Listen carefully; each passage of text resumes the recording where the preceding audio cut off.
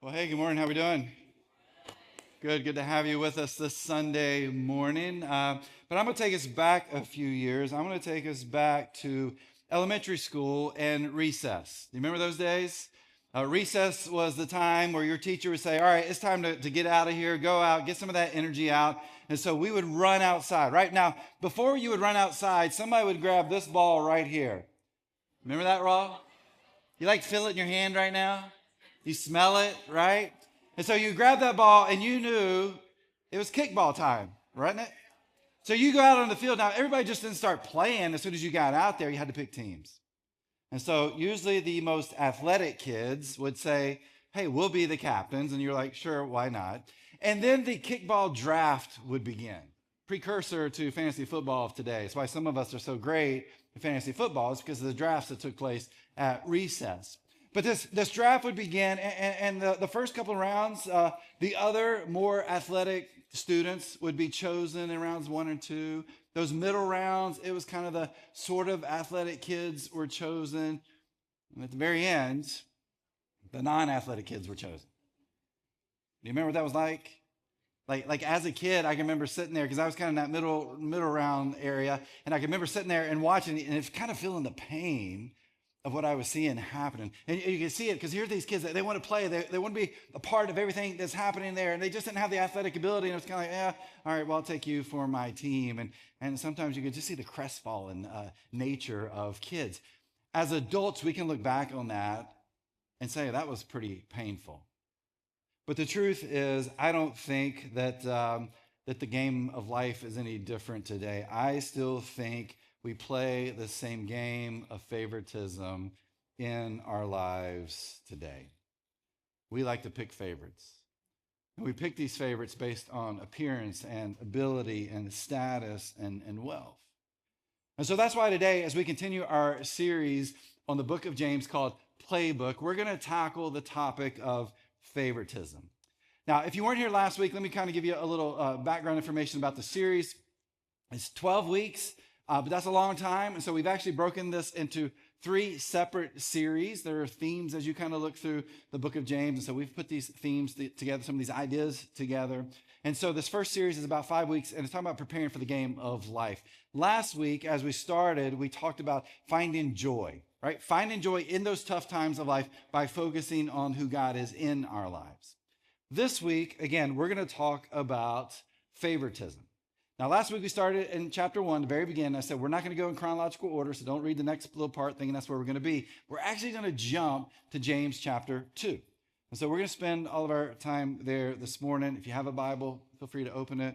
You can follow along there. Of course, we're going to put the verses up here on the screen. James chapter 2, starting with verse 1. My dear brothers and sisters, how can you claim to have faith in our glorious Lord Jesus Christ if you favor some people over others? Like he kind of starts out, and you can tell James isn't really happy, is he? He's talking to these followers of Jesus, and he's like, you're playing favorites in the church. Now, there's a term here that's going to help us focus the rest of our time together. It's this word favor. That term favor that we read here in verse 1 actually comes from a Hebrew phrase that was receive the face. If you've had teenagers or you have teenagers, you've probably received the face from them before, right? If you're married, you've probably received the face from your spouse at some point in time. But the actual phrase that's used here isn't a negative word. It's not a negative phrase. In the Greek, it's actually translated to lift up the face. And so when it was first used, it actually had a very positive connotation. It meant when someone had messed up and they're feeling kind of like the shame, they're feeling this guilt, it's almost like you would go to them, and the picture was that you would lift their head, right? You would lift their face and say, hey, it's okay. Like we mess up. Sometimes we make mistakes. But I'm here to encourage you and to forgive you. Let's move forward with this. So that's what this term actually meant. Now it becomes this negative phrase. It becomes this thing where it describes snap judgments that people are making about other people based on appearances, social status, even their race, right? Lift up your face, like lift up your head because you're saying, hey, I'm better than you are. And so that's the term that James uses here.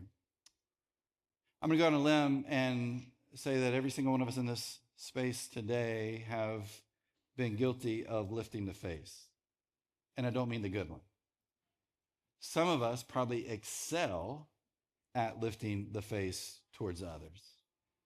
Like we judge someone based on the clothes they wear, the car they drive, the job they have, the title they carry, the home they live in, the language they speak, the color of their skin, the political party that they're a part of, even their football teams, right? We lift the face when it comes to that.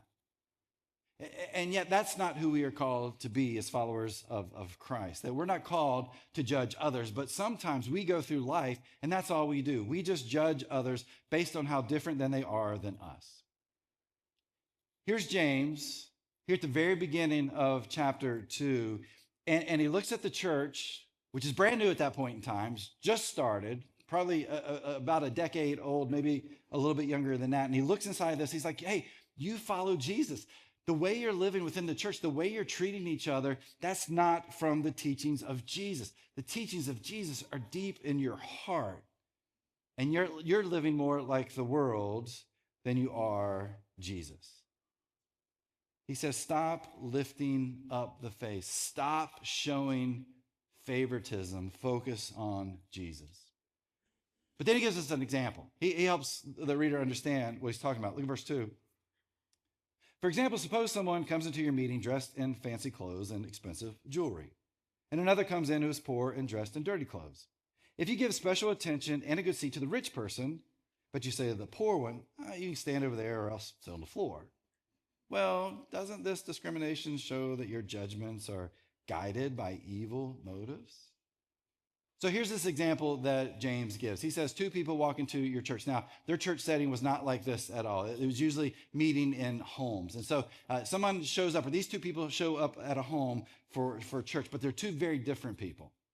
One's wealthy, comes in with Gucci jeans, a Louis Vuitton shirt, a Jason of Beverly Hills shoes, a Rolex, pulls up in his $250,000 Tesla Roadster, pulls up beside your Model T Camel, right? I mean, you know, like this person has wealth.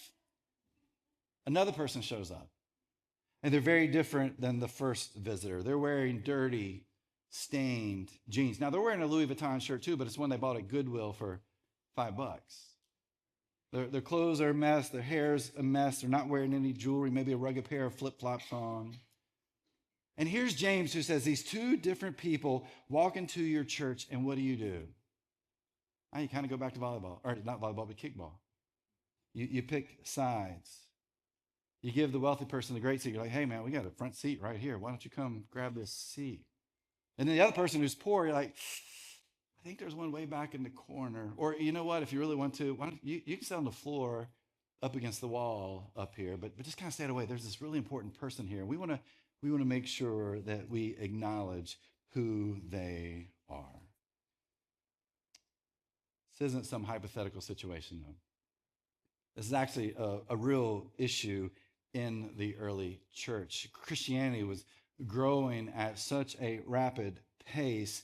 And one of the main reasons that you saw this growth was because this was really the only place in the ancient world where there weren't supposed to be these social distinctions. But what we find in the early church, based on what we're reading here in James and what we read in some of the letters that a guy named Paul writes that we have in the New Testament, it's the early church has kind of taken on some of the world's structures and systems, and those things are beginning to creep into the church setting.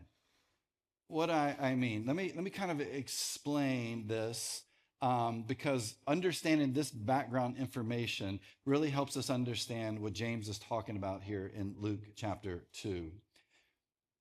Statistics say that about 12% of the U.S. population lives in poverty. You and I would hear that number, 12%, like, whoa, that's horrible, that's terrible. And it is, it's bad. I hope it would be at 0%. But let me take you back 2,000 years ago. Let me take you back to the time of James, to the time of Jesus. In 2006, a guy named Warren Carter wrote a book, The Roman Empire and the New Testament, and he shares his findings, doing research and looking at data back in those days about the Roman Empire and the population. Here's what he found. The 2% of the Roman Empire population were the ruling elite. Basically, they controlled everything, right? They controlled the goods, they controlled money, they controlled the power. 34% of the population were economically marginal. This group kind of flowed in and out of poverty. So one moment they may be doing really well, the next moment they were underneath the poverty line. And so they were always struggling to stay above the poverty line.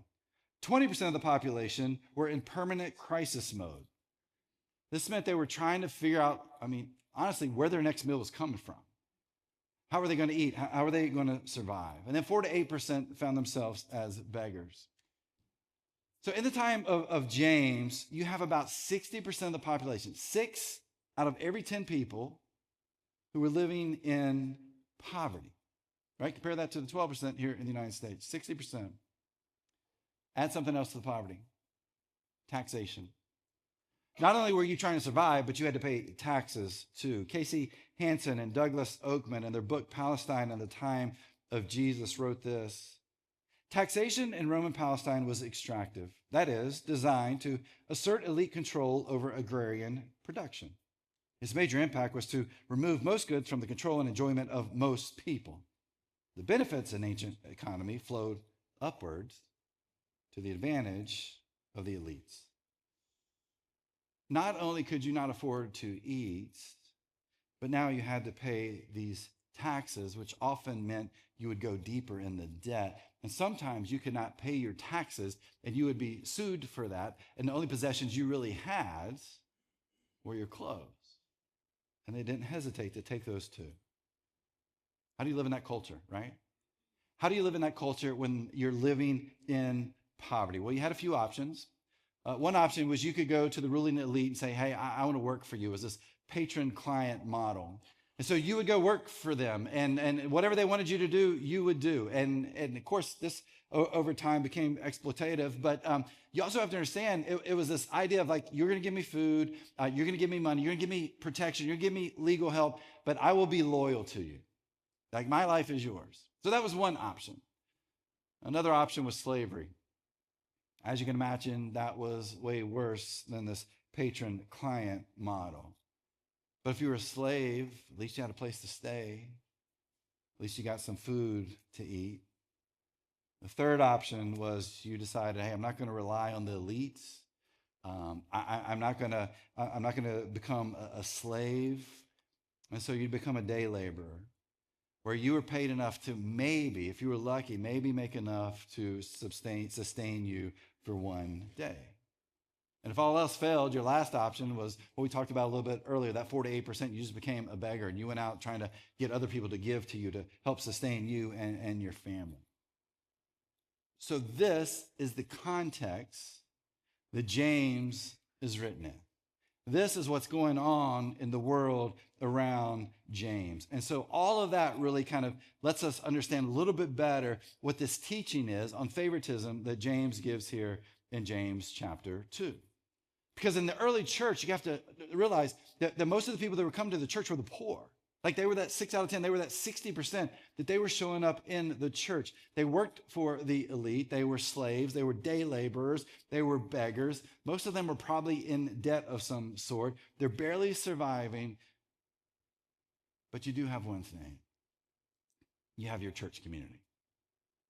And this was like the thing that kept you going every day, to be in that church community, to connect with those people. But one day when you're at church and you're worshiping, your boss shows up. Your master comes in the front door. The elite that you swore loyalty walks in.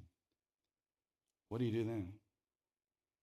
The socioeconomic structures are so ingrained in your DNA that you fall back into the world systems that you're accustomed to. Right? The world around you says everybody falls into a financial category, and you need to know your lane. And what you need to do is stay in your lane. But here's Christianity. It says, no, like, we're all the same. We're in the same categories. We're on the same levels. Like this is who we are. I love the words from Paul Paul was a pastor. I mentioned him a second ago. He was a church planter. He would go to these towns and cities. He would meet people. He would tell them about Jesus. They'd become followers of Jesus. They'd start these churches and these homes. And then from there, he'd pick some leadership. And then these churches he'd leave those churches, go somewhere else and plant a new church. He writes these letters, and we have some of those in the New Testament. And one of the letters he writes is to a group of churches in the letter to the Galatians. And he says this, he says, and all who have been united with Christ in baptism have put on Christ, like putting on new clothes. There is no longer Jew or Gentile, slave or free, male and female, for you are all one in Christ Jesus. The world discriminates based on appearances and socioeconomic status and the color of your skin and where you're from and the title that you have and the rank that you hold and the political party you're affiliated with. How big your house is, the car you drive, the restaurants you eat at, the clothes you wear. But Paul's like, whoa, hold up a second. It's not the way this works. Like when you're baptized into Christ, like there are none of these categories anymore. There are no more of these levels because we are all the same because of Jesus. And so Christianity was radical in the days of James and Jesus because it erased those divisions that were there. And yet here's James who's saying the favoritism you're showing in the church is actually undermining this unity that God calls for in the church. Look at verse 5. Listen to me, dear brothers and sisters. Hasn't God chosen the poor in the world to be rich in faith? Aren't they the ones who inherit the kingdom he promised to those who love him? Some of Jesus' biggest followers were the poor. The people that Jesus influenced more than anybody else were the poor. The people who connected the most to Jesus' teachings were the poor. In fact, there's a teaching Jesus gives that we find that says, blessed are the poor, for theirs is the kingdom of heaven. The poor deeply connected with the teachings of Jesus because these were teachings of hope. And if you're growing up in that culture and in that context, and this is what you're experiencing, like you don't think there's any hope. And yet here comes Jesus and says, hey, there is hope through me. What got these people up every single day? What allowed them to get up and be slaves and to be in this patron-client model and to beg and to be laborers? It was this faith they had in Jesus because they found this hope through who Jesus was. And here's James who's saying, don't go back to the systems and structures of the world. Stop looking at the outside and choosing favorites. James says, look on the inside. Look at the heart. This reminds me of a story. It comes out of the Old Testament. There's a prophet Samuel. God comes to him and says, hey, I need to pick a new king. The king that we have is terrible. It's time for a new king. So I need you to go to this guy named Jesse's house, and I need you to help choose this new king. I'm going to tell you who it is, but I just need you to go there. He's got a bunch of boys. Now, I don't know about you, but this is kind of a side note, and you might think less of me, but if you ever watched the Dukes of Hazzard back in the day, every time I read Jesse's name in Samuel, that's the person I think of. Like, that's what I picture Jesse looking like, right? But anyway, that could be just my warped sense there. Thank you for laughing. I said that in the first service. A couple people were like, I thought you were talking about Jesse from Full House. Like, I don't know, but there's probably another Jesse, so shows my age. Anyway, Samuel gets to Jesse's house, and he's like, hey, here's the deal. I need you to send your boys out and start from the oldest and come on down, and then God's going to tell me which one I need to pick to be this new king. Does it. Oldest comes out. Next one comes out. Every single time Samuel sees the next son, he's like, this is him. I mean, look at him. He's got broad shoulders. He's muscular. Nice head of hair. He looks good. He's got everything you can imagine. Looks like a leader. He looks like who God would pick. This looks like the person who would be king. I love God's words to Samuel. Do not consider his appearance or his height, for I have rejected him. The Lord does not look at the things people look at. People look at the outward appearances, but the Lord looks at the heart. Don't you think if God doesn't look at the appearances, but looks at the heart, that should be how you and I function in our life too? Here's James who's saying, hey, stop looking at appearances and abilities and social status and wealth and jobs and ranks. He says, look inside.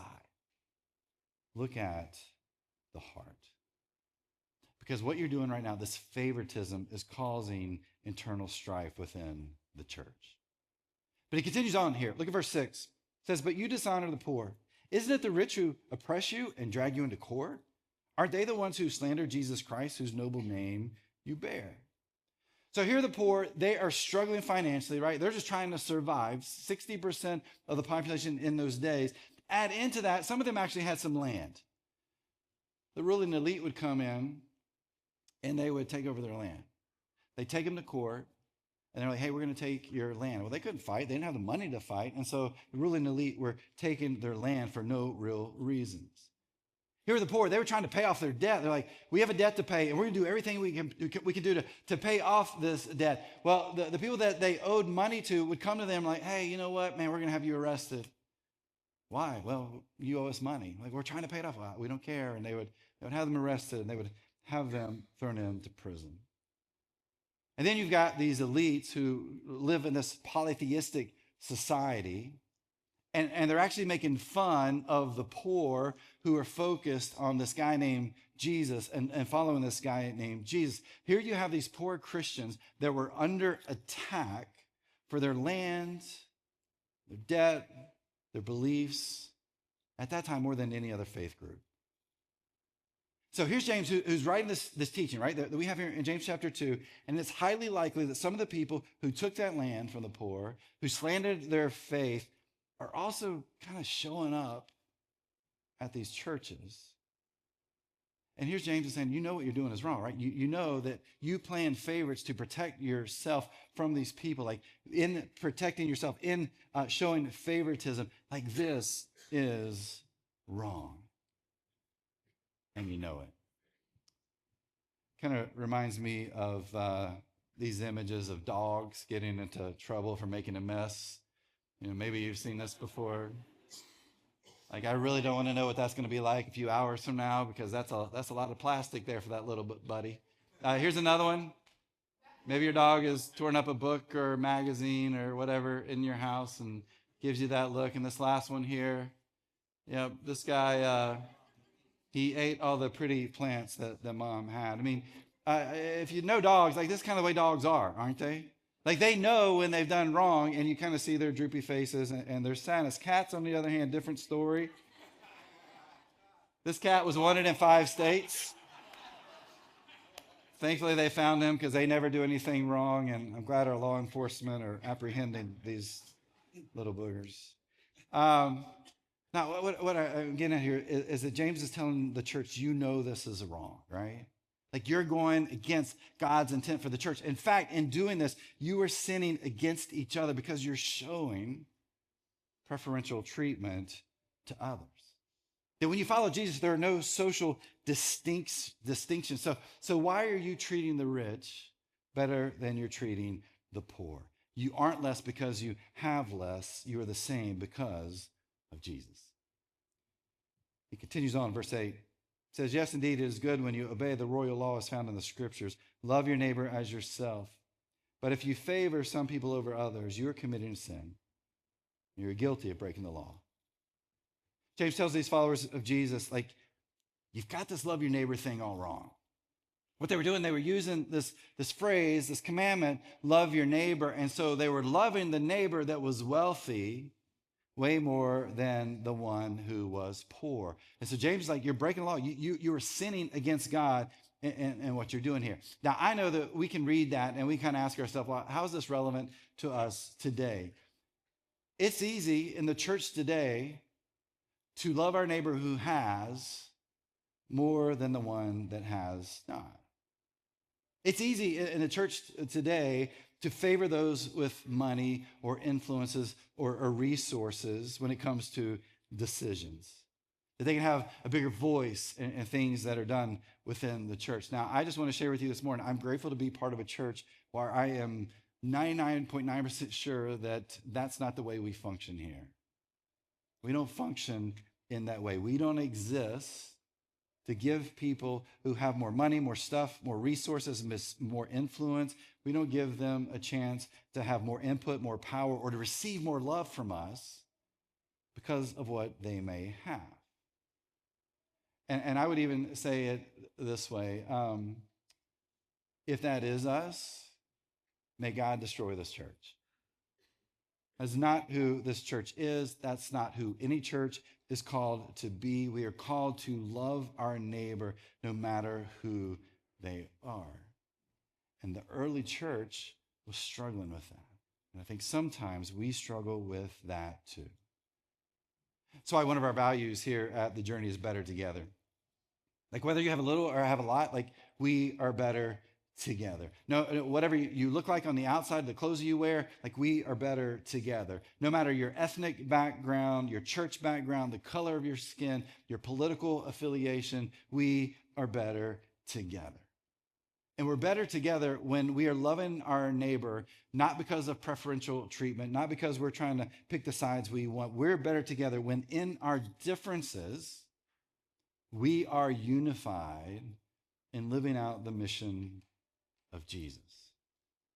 It's all about being better together. And in James, he's saying, hey, we need to come together and stop these divisions and be unified and be better together. Skip on down to verse 12. So whatever you say or whatever you do, remember that you will be judged by the law that sets you free. There will be no mercy for those who have not shown mercy to others. But if you have been merciful, God will be merciful when he judges you. See, favoritism weakens community. Tim Keller was a pastor and author. He said, so the godly must live in such a way that the community is strengthened. How do we strengthen a community like The Journey? I say it this way. Some of you have really, really cool jobs here. It doesn't matter in this church. Some of you have a lot of money or make a lot of money. That does not matter here. Guess what else doesn't matter? Your gender, your race, your political party, your favorite NFL team. Your past doesn't matter. How many times you've been married doesn't matter. How many DWIs you have doesn't matter. How you choose to be intimate doesn't matter. If you like cats, that does matter. We will judge you on that. But outside of that, like seriously, nothing else matters. And some of you are sitting here right now and you're hearing that. You're like, well, what kind of church is this? Right? Is this the kind of church where everything is permissible and everything goes? No. Like we have a very strong theological beliefs here. We hold true to historical Christian orthodoxy. We function and we practice and we believe and have structures in place with that in mind. But you need to know that we believe the church is a place that's supposed to be full of messy people. And we all are messy people. But in that messiness, sometimes we get stuck in the structures and the systems of the world. And let's just be honest, sometimes the church itself builds those messy structures within its own walls. But we're called to live in such a way that how we treat each other doesn't weaken this community. It strengthens this community. Like James says, we lead with mercy over judgment. Like we are strengthened as a community when we extend mercy to others and we're not judging others. Does not mean we're not holding people accountable, okay? Doesn't mean that we don't believe in sin, because sin separates us from God. It doesn't mean we don't work on being better followers of Jesus. That's not what we're saying here. What it means is that we love each other in such a way that the world will see Jesus in this place because we understand how to love our neighbor within the church. Because you go outside these walls, we know that the world is broken. This is something that we fully reminded of this past week from incidents in Colorado and Utah and Charlotte and Chicago and Poland and Nepal. I mean, it's been a crazy week. And if you're like me, you probably saw and read many things that were disturbing. But every single one of those events that took place reminds us that we live in a world that is broken. And I think as we kind of think about this past week and everything that we've seen and heard, I think we have to ask ourselves, do I really know how to love my neighbor? Do I know how to extend mercy in a world that is broken, in a world that is complex, in a world that is full of division? Do I know how to extend mercy? James is saying, hey, guess what? That mercy, it's not outside those walls, right? It's not outside of this place. The answers to that are really here in the church. And maybe within the church, what we need to begin to understand and to live out is we've got to stop making distinctions in our differences. Maybe in the church, we could love our neighbor by showing unconditional love and mercy to each other. And maybe what takes place in this space, right, in this church community, and other church communities, kind of finds its way out of this building, beyond these walls, and helps to bring about the healing that our world needs so much.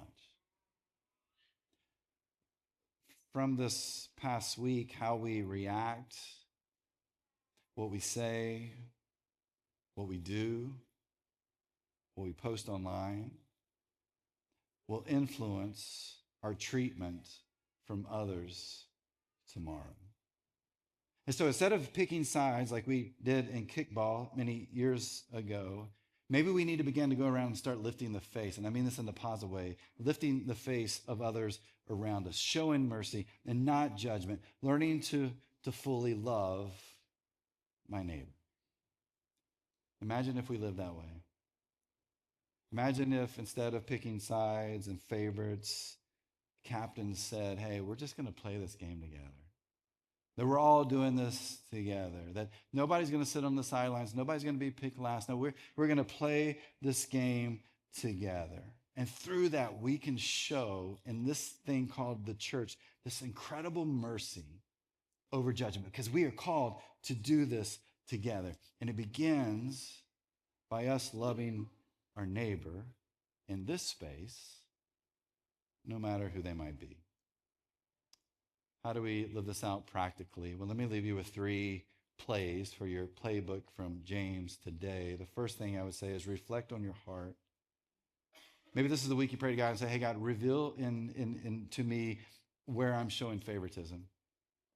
Like, who are the people in my life that I'm showing favoritism to because of what they do, who they are, the money they have? Help me understand who I am focused on in that way. And who are the people that I'm judging the opposite direction, negatively, because of who they are and the way they look and their appearance, their social status? Who are those people in my life? Begin to reflect on the inside and say, God, help me understand where I'm showing judgment. But then from that, second thing is to show mercy.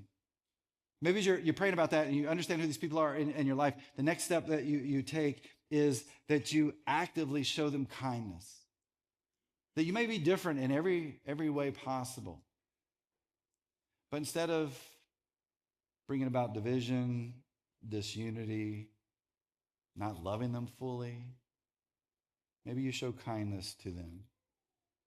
Maybe you love them in that way. And that could be something like just listening. And sometimes that's where the tensions begin, is that we have different ideals and opinions and thoughts, and that brings about this division. Maybe what we need to do is listen and not pass judgment, but to have mercy, to lift their face, to give them encouragement, to show them kindness.